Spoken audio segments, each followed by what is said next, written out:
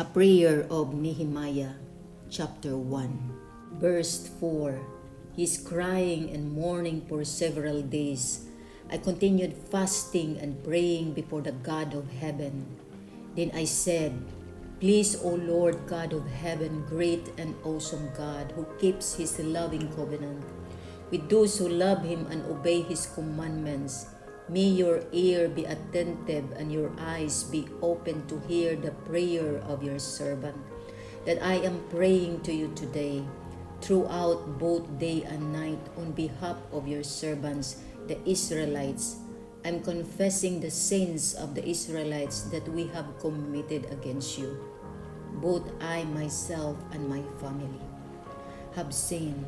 We have behaved corruptly against you, not obeying the commandments, the statutes, and the judgment that you commanded your servant Moses. Please recall the word you commanded your servant Moses.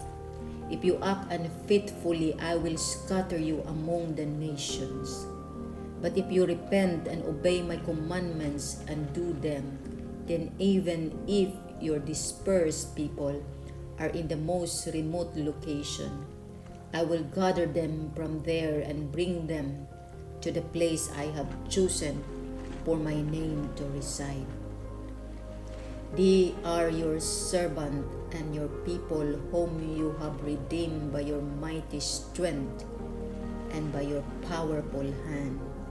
Please, O Lord, listen attentively to the prayer of your servant and to the prayer of your servant who take pleasure in showing respect to your name.